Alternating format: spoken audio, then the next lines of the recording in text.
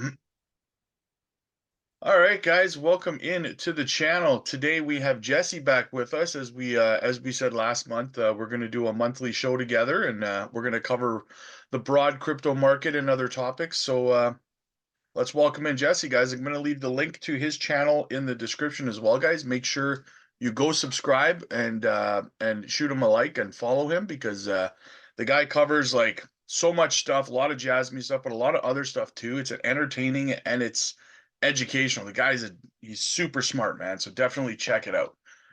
How's it going, Jessie? Thank you, Rob. I appreciate that.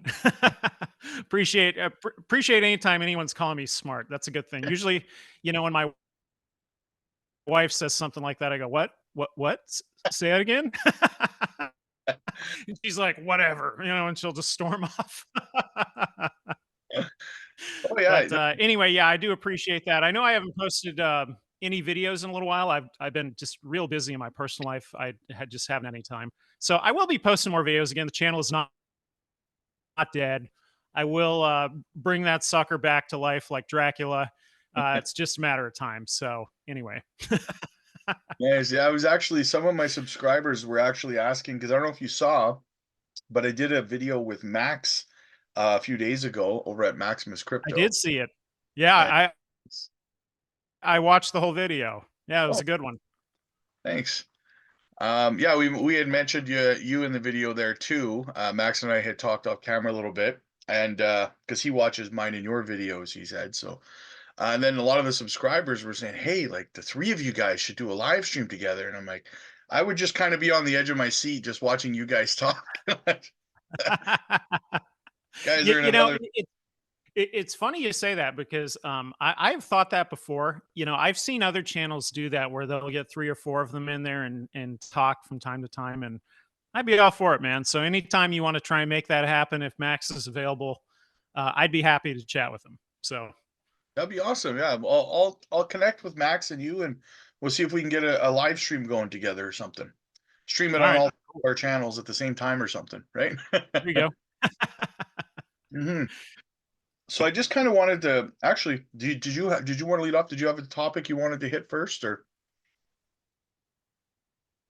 Um, Now I've got a list of three or four scribbled topics that we could cover, but maybe you want to kick it off. I'll go with your topic, and then I'll throw one out there, and we can kind of go back and forth here. sounds good, brother? So the first one I kind of wanted to talk about was the just the view on the overall market. Like, where do you think we're going to hit 49? What's your opinion? Are we going to hit 49K sometime soon with this recent pump that's going on right now? And do you see the altcoins kind of going in a full send here shortly? What's your opinion on that? Yes, I think so. And so the biggest thing was the Bitcoin ETFs, right? Finally went live. Okay, awesome. Um, it's not going to. mm, go straight into the stratosphere overnight, right? It's going to build over time. It's going to build, build, build.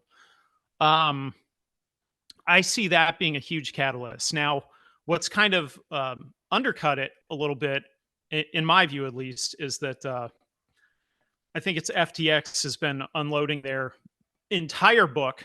At one point, FTX, I guess the group that took it over after it going bankrupt, had talked about restarting it. Then they decided they're not restarting it.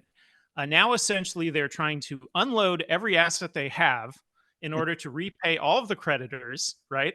And then if you really start connecting the dots, this is the stuff behind the scenes I always think about.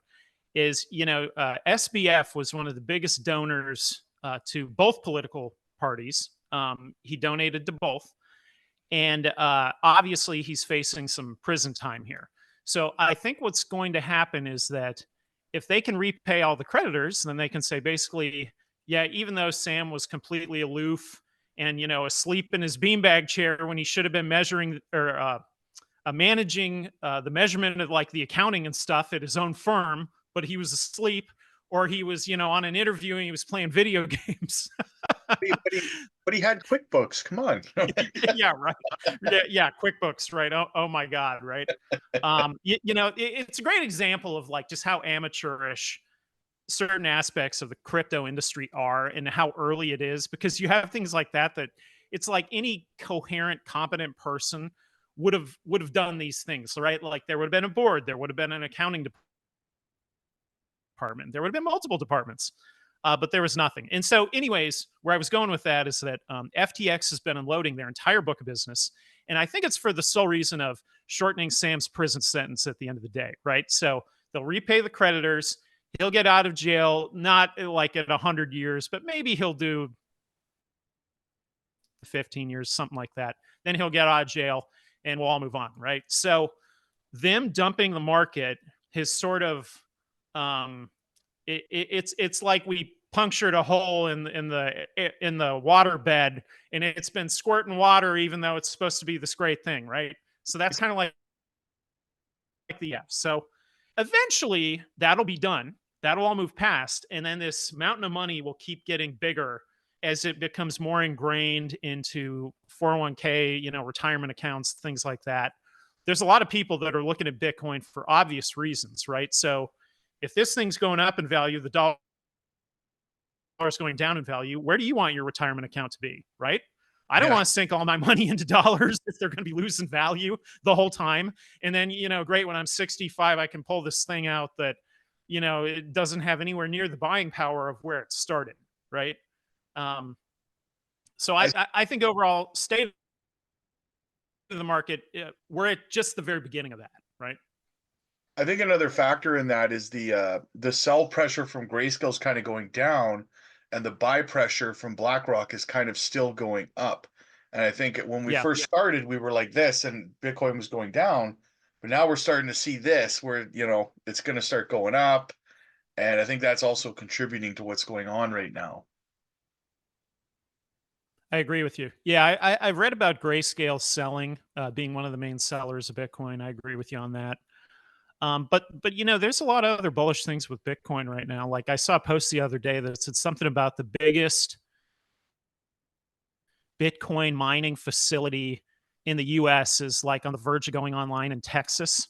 Yeah, And it was a massive facility, right? And so, I mean, you got to think, with the halving, the rewards are cut in half, right? So to be investing in mining says that even those rewards are halved, you think they're going to be worth a lot of money to put the kind of and the kind of investment I'm talking about. I think the post said it was like over $300 million they were sinking into this facility for Bitcoin mining. yeah. Um, so again, I mean, if you just kind of step back sometimes, right, and you just see this whole thing as a long term view, a long term picture, I don't see anything deviating away from the current trend of upward, right? I don't see that at all. Yeah, I agree. I agree. I did a video yesterday and it just because I was driving to work and I just sometimes something just kind of hits me right when I'm driving and I just kind of hit record on the phone and I talk about it while I'm driving.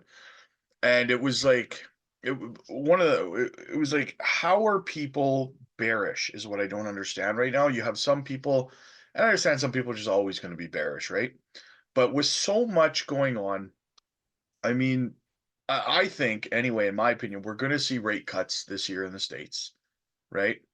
We have it's an election year, so the Democrats need to make the economy look as good as they possibly can, and they need to appease people, which means they're probably going to start printing money and giving it away again, right? To try to win votes. They might, yeah. They like to do that. Like you said, you got the Bitcoin halving coming up, right? And it's just like all this stuff. You just had the ETFs approved, and the sell pressure from Grayscale is going down. I just don't see a scenario where people are still calling for like a below $30,000 Bitcoin and stuff like that. Like Yeah, it's yeah. I think maybe some of the bearishness comes from if you've been in the crypto market for a little while, it's like certain things you've been buying are 90% down, right? And it's not just like one crypto; it's like all of them.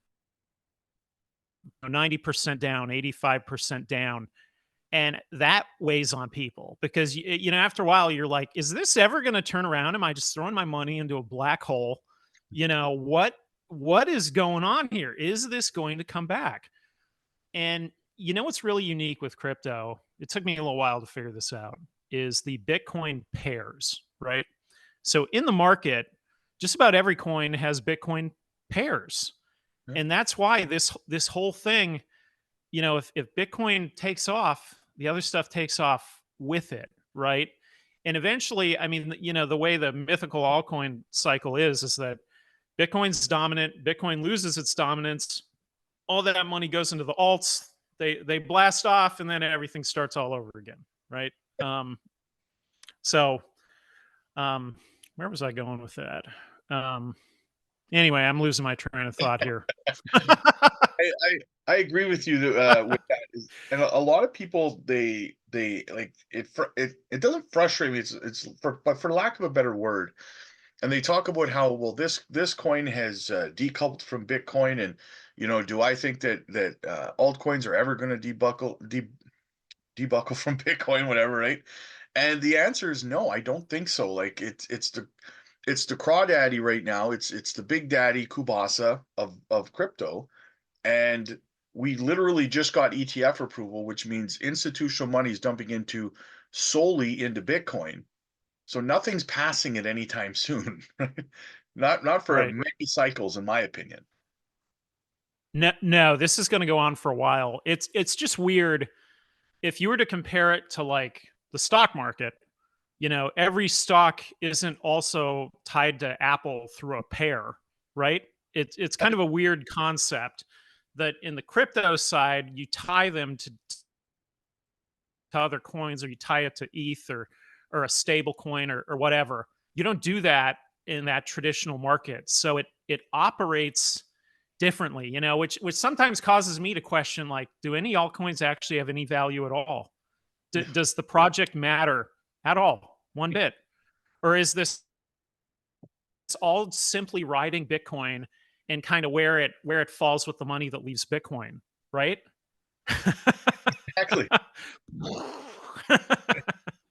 And I mean, as far as ETFs go, another thing that I see that drives me crazy is every single influencer now that pushes or shills any sort of coin. Like for me, it's Jasmine, um, or KASPA. But you see them saying, well, we'll use KASPA as an example. KASPA ETF's going to happen. XRP ETF's going to happen, right? And I keep getting asked this question. And for me, the short answer is no. We're going to see an Ethereum ETF. And then I think what's going to happen after that is we're going to see a standard put in place for qualified companies to meet the qualifications to be put into like an ETF basket, so to speak, right? And then those will be sold. And that is their way that they'll weed out things like meme coins from being involved in that kind of thing Mhm. because they wouldn't meet a standard, right? Right. Because there's just tens of thousands of crypto now. They can't do individual evaluations of every single altcoin. You know what I mean? Like, Well, in a lot of what you're talking about also is the SEC, right? And it's that they view Bitcoin as a commodity, right? So there is no Bitcoin company with Bob as the president, and Jan is the CFO, and whatever, like, that doesn't exist, right? It's just a scarce digital asset. Satoshi put it in the universe, and here it is, right? All these years later. So I've seen where I think it's Grayscale. I think it was Grayscale has applied for numerous other ones like Solana, Ethereum, Cardano, yada yada. But the question comes down to the approval part through the SEC, and does the SEC think that this particular coin is a security or not?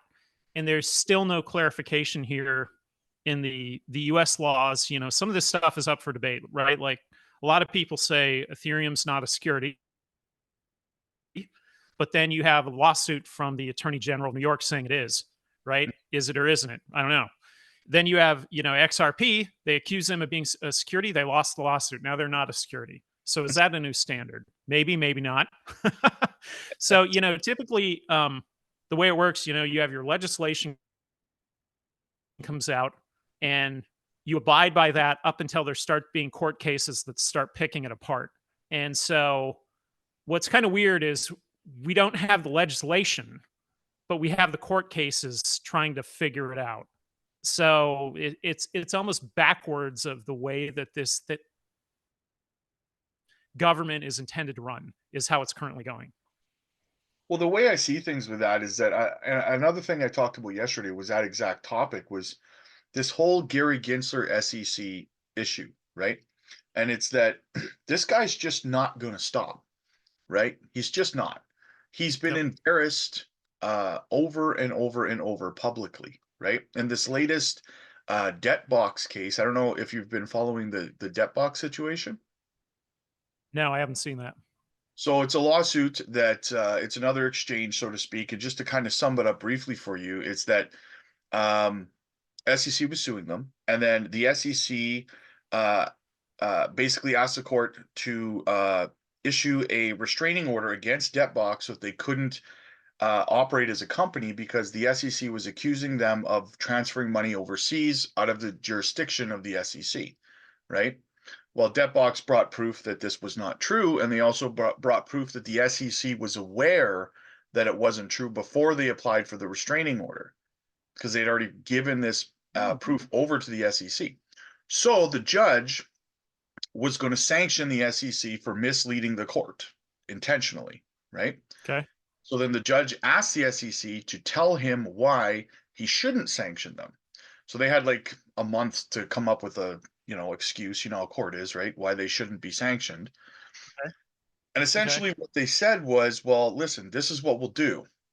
As punishment to our lawyers, they threw their lawyers under the bus, obviously, because they weren't going to take accountability, right? They Yep. said, well, He did it, right? yeah. So they said, we'll put these lawyers through training, rigorous training, right? Yeah, good luck with that. Yeah. And then they dropped the lawsuit against Debtbox, but in a way that they could come back later and refile another lawsuit against Debtbox with different Right. lawyers and a different judge in a different jurisdiction, I'm Different sure. claim. Yeah. Yeah. So now, so what they're trying to do. So yesterday, 5 senators or congressmen sent a letter over to the SEC saying, we don't accept that because we don't accept that you're going to withdraw from this court case, wasted all that taxpayer money, and you think that the best punishment for your actions is to just put your lawyers through some training, right? And then everything is fine. Yeah. Yeah. Whoops. That's Yeah, the whoops. Can we get a do-over? And they go, oh yeah, sure. yeah. So that shows me that this guy's not going to stop. He No, just, no no, fun. he's not. Like, Yeah, his track record is the throw everything up in the air, get the shotgun and you go, and see if did we hit anything. If you oh, look at like the yeah, if you look at their press releases, they sue all the time, constantly, right? And their legal slash litigation department at the SEC has to be absolutely massive. It is a massive. It's like a Sam's Club full of lawyers, right? And if you think about it, they're each one of them is looking at some case that they put all these things that there's a claim that they're accusing you of doing something, right? Um, whether they're actually right or not, I think if you look at the track record of the SEC, it's very kind of spotty, right? It's like I think they win probably some of these lower level tier cases. They probably do win those, but the bigger ones, the high profile ones, when have they ever won and ever accomplished anything and ever change things for the good? Like never. Like they never get anywhere on any of these bigger ones, but they have a mission that they're trying to follow. And I think the problem over there, I think that Gary, they they're blindly following that guy off a cliff, right? And I've joked about it that he's going to say later in his tell-all book about how he's actually the reason why crypto is alive and well today, because he was suing everybody, and if he hadn't, we'd never get any clarification, right? Percent. Yeah, I agree. Um, Yeah. so did you have a topic before I get into another one? Sure. Um, okay, I know you're in Canada, right? Yep. Okay, Groundhog Day. You follow Groundhog Day? Yep. So the groundhog is over here in Pennsylvania, and he supposedly predicted an early spring. Okay, now this is a little outside the norm because the last couple of years he's always said 6 more weeks of winter. Right? No, nobody likes him. But I saw, I saw that PETA came out and made a statement, and they said he's not a meteorologist. Okay. So my question to you, Rob, what do you think? We got 6 more weeks of winter, or we got an early spring? I think we have an early spring, brother, because I'll tell you right now where I am.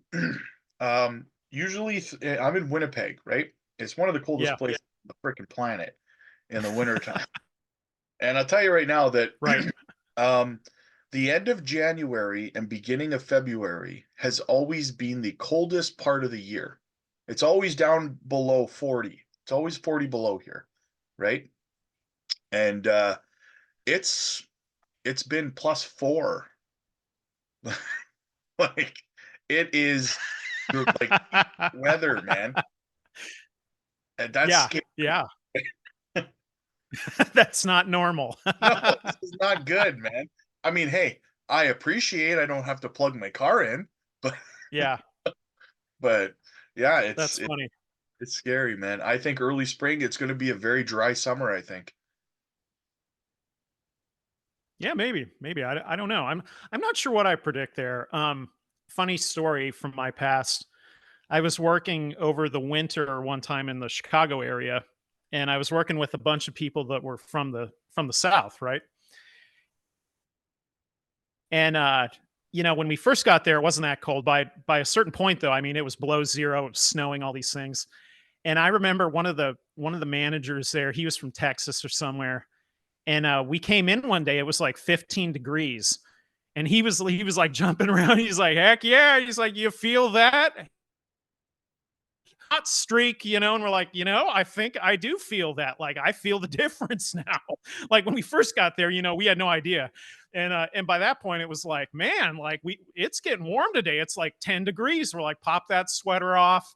You're getting outside.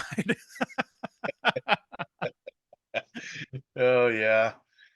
It's scary, Anyway, man. It is. I mean, yeah, I've never been a proponent of this whole global warming thing, but, uh I don't know if it's, the natural evolution of the planet also dictates that climates change, right? I mean, Antarctica was at one point where Africa is, right? So, I mean, like, it's yeah, yeah. hard to know. We don't know everything. I know that.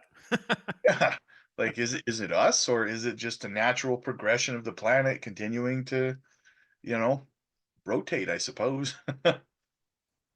I don't know. I don't know. The only thing I wonder is, you know, especially like commercial vehicles that spew out, black cloud. I think that's a lot of black clouds. That, I mean, it's got to be going somewhere, right? It's not just dissipating to nothing. Like, it's going somewhere. It's And gone. so, it's like, yeah, it's like, it's gone. Don't worry about it.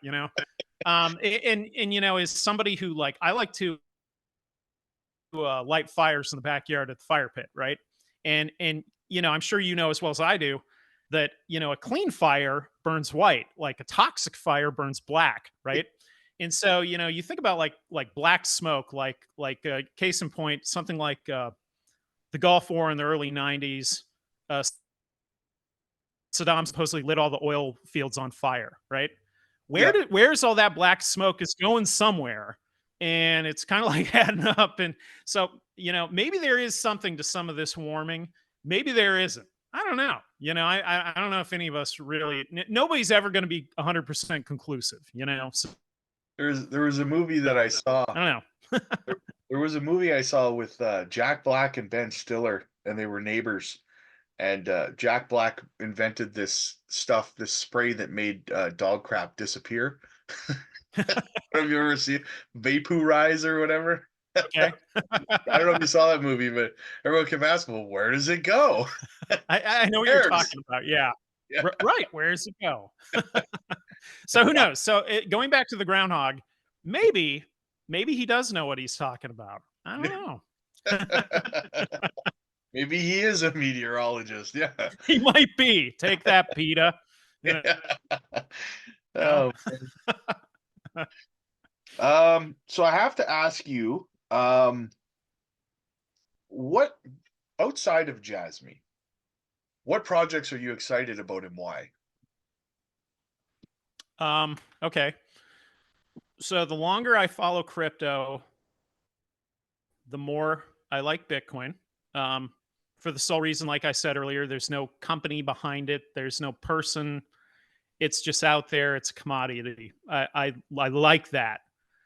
Um, some of the things that drive me crazy with some of the altcoins are the people in the company, right? Um, I have always liked Polkadot. All right. I think I think Polkadot is a excellent platform. I like Dr. Wood. I think he's outside of Vitalik, he's the reason that Ethereum is so successful. Okay. So the fact that he's with Polkadot, I like Polkadot. Polkadot has its shortcomings though in terms of marketing and whatnot. But I still like it. And I think the a lot of like tech savvy type developer people sort of gravitate that way, right? But that's not to say that's perfect. So I've always liked Polkadot. Um, on Polkadot, I've always liked Pokedex. It's the Dex of Polkadot. Um, it that Dex has the possibility to be one of the best dexes out there. So a decentralized exchange that the tagline is it's a Dex that feels like a sex. So anyway, no, I would like to see them do well. They've been developing that one for a long time, and the guys behind it, I mean, they're just working. They're working hard. They're trying to make the best product possible. I think their head's in the right place. I like that one a lot. You Moonbeam, know, even something. Go ahead. Glimmer, Moonbeam. Glimmer, Moonbeam. Yeah, yeah, that's another one on there, right? Glimmer's doing well. Also on Polkadot, a star, right? Yes. A star. God, a star, right? You know, a star is like the it's like the neighbor kid to your kid Jasmine, and their kid is just like better in every way, right? I mean, it's like he gets better grades, he's on time, he's better looking, he says the right things, you know, and you're just like, ah, that's kind of how I feel about a star. And whether it's all true or not, you know, it's debatable. Again, what I was saying earlier about a lot of crypto is very amateurish. I think a star is very amateurish, but it's amateurish with a $1 billion market cap, I'll take it. right? I Yeah, yeah. So, I think that Jasmine's going to come out swinging though. With this whole, if they can get the launch on time in March, I think a lot of things are going to come together, and I think that you're going to see the marketing really start to hit. I mean, because they're obviously, I understand as a company why a company would not put a lot of money into marketing a product that they don't have out to market, right? But I think that's going to change dramatically yeah, once, because how are you going to get 107 million active PDLs if you're not advertising to people, good point. right? It's I think it's in the cards, right? Yeah, yeah. They, you know, their problem is the idea to go with centrality delayed them, right? And now they're having to do their own chain. I get it. Um, I think if you follow them historically, Hara has been active. For example, when they did the 50 weeks IR, Then he said, we're doing 50 more weeks, IR, investor relations, right? He has not said anything like that recently. And are they talking about anything? Absolutely not. So it's been really quiet, right? Now I do know they've got a AMA coming up. I think the date's the 17th. It's like a Saturday on Telegram. They do have an AMA coming up with I think Dip Metaverse is on there and a few other ambassadors, etc. Are going to do that one. So that is coming around the corner. But yeah, they've got to get the utility part in there. I also think that some of this is my personal opinion. I think some of this is probably a bit of a pivot because I think in the white paper, maybe it was the white paper, maybe it was the Jasmine League, one of them, wherever that chart came from that showed the lockup, right? And it showed that they wanted 70% lockup and it was going to be businesses locking up. I think what they're coming to terms with is that that is a taller order than maybe they realized, right? And it's not just getting the businesses to buy in on this, it's also the compliance with the Japanese law. And I think it's kind of like a risk that a lot of businesses are probably skittish about. So I get the impression that I think they're pivoting more towards a retail lockup. That's my personal impression, right? That no one's said that to me, but that's the impression that I get is if they pivot more towards a retail or business lockup. I mean, who cares where the lockup comes from? It doesn't matter, right? Yeah. Like with Cardano, the lockup was all retail, right? It wasn't businesses locking up. So you could still have the same effect, and the effect is the deflationary mechanism in the currency that theoretically, if there's less of them, the price should go up, right? Theoretically. It did work Um, very well for Cardano too. Weren't they at one point like 80 something percent or something TVL? yes, they were very, very high, right? Which is the reason why it ran like it did. I've said a couple of times, so way back before it ran, I heard people talking, oh, it's gonna run, it's gonna do it. And I thought, no, it isn't. There's no way. Like, look at the supply on this thing. There's no way. Yeah. And it did. It totally did. So, in the crypto world, this kind of tags also on to what we were saying earlier. This is different than stocks. I mean, this is a totally different thing. You want to think it's the same, but it's just not. And so, could Jasmine, for example, run, right? The interesting thing right now is, there's a lot of things that are, that I've been frustrated with Jasmine. Okay. But one of them that I'm oddly enough not frustrated with is I feel like the chart and the market maker are kind of teeing this thing up for a pretty good run. I can see that coming. Okay. I think that is coming. Whether what Jasmine, the company, is doing with PDL and all these other things, uh, how much effect that has on this, I don't know. I don't know. It's to be determined. I mean, we gotta have some working products at some point. I mean, you got to give me that wallet. We got to have this interface where I can lock up coins and you give me some utility, right? Um, but That's even still, even if they do that, who knows if that really affects the chart, right? I almost feel like the chart is a little bit independent of the project, believe it or not. well, that's been a little bit of my frustration, not only with fudders, but also with supporters. Is this whole lockup concept? And I mean, you got fudders who are just completely out to left field. It is staggering how many people will bash a project with doing zero research on it. It's Yeah. staggering to me, right? That being said, my biggest concern for Hara and Jasmine right now is the amount of coins that they're going to lock up, right? The expectation that people are creating that are just manifesting this expectation out of thin air, and it could be because of some YouTubers, I don't know. But Yeah. this whole 30 billion coin lockup fantasy that people have going on right now, they're just going to magically lock up 30 billion of 50 billion, and like It's not the, going to happen. yeah, the expectation is there. So Right. what's gonna happen is they're gonna come out, they're gonna say, let's say 3 billion gets locked up or something, right? Let's just pick a number out of thin air and say 3 billion, 5 billion, right? Mhm. People are gonna be pissed and Hara's gonna get just attacked on X over it. I can see it now, right? So think of it like this. The crypto projects that do well have a high TVL that just starts growing and it takes off, right? So total value locked.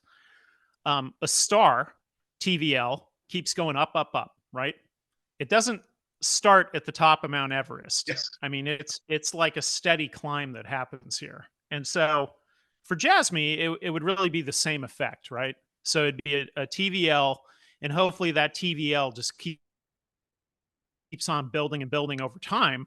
More and more coins get locked up. Price starts really taking off, especially like I was saying earlier with the market maker. Um, whatever you think about DWF Labs, I kind of see them. I'm like, hopefully they do a good job. I actually think they've done a pretty decent job with this chart. I mean, I really do. And I put a lot of credit on them for kind of a lot of this daily price action because sometimes the volume isn't really there, but they're kind of moving it along like it's supposed to. So I think some of our problem is just the growing pains of. I've said this before, it's like the learn as you go, right? I mean, that's what a lot of crypto is. It's companies learning as they go. They don't know what the hell they're doing. The majority of them, they don't know what they're doing at all, and they're I think it's steadily kind of getting there. I think it's gonna cut us off in a couple of seconds, brother. Ah, So we'll have to do a part 2. I must have been talking too long about the groundhog.